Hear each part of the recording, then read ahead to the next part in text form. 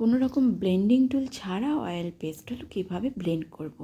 এমনকি skin tone বানাতেও blending টুল ব্যবহার করব না। হাই, আমি চন্দ্রানী। আমি নিয়ে নিয়েছি প্রাশিয়ান ব্লু আর লাইট ব্লু।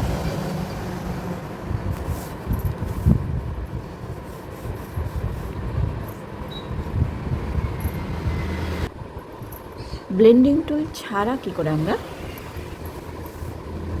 ব্লেন্ড করব, ঠিক আছে? কীভাবে ব্লেন্ডিং টুল ছাড়া অয়েল পেস্টেল মেশানো। যত সুন্দর করে রঙটা ভরবে তত সুন্দর তোমার আর্টওয়ার্ক কমপ্লিট হবে। ভালো করে রঙটা ভরবো, ঠিক আছে, শুরুটায়। তারপর আস্তে আস্তে সেটা লাইট করব, তাই তো? এবার যখন মেশাবো তখন যেটা মেশাবো সেটাও বাইরের দিক থেকে ডিপ করে আসবো, এসে এই মিশিয়ে দেবো।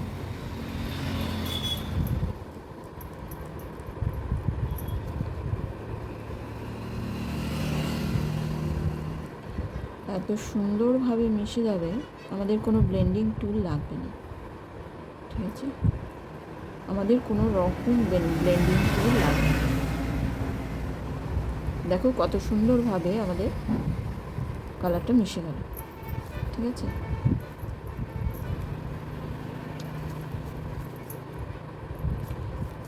আবার আরেকটা দেখাচ্ছি।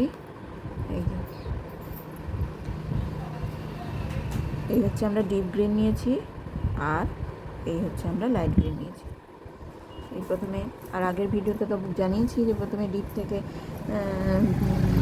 কীভাবে মেশাতে হয়, ডিপ আর লাইটে। প্রথমে ডিপ করে নিলাম, এবার আস্তে আস্তে লাইট করব।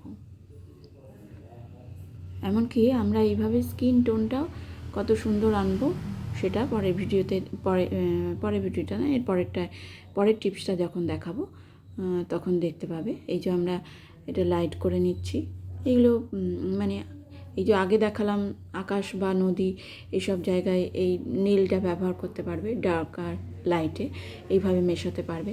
আবার জঙ্গল বা মাঠ, এসব ক্ষেত্রে দূরের গাছপালা, এসব ক্ষেত্রে এইভাবে ইউজ করতে পারবে।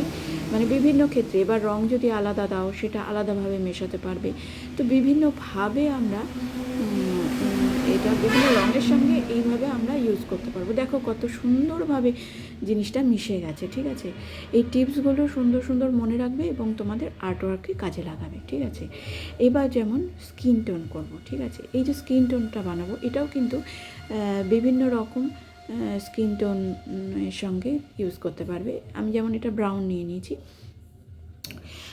ব্রাউনের সঙ্গে এবার প্রথমে ব্রাউনটা হালকা করে দিয়ে নিলাম। হ্যাঁ, এবার আমরা হোয়াইট দেব, ঠিক আছে? এবার হোয়াইটটাকে একটু চেপে ইউজ করতে হবে।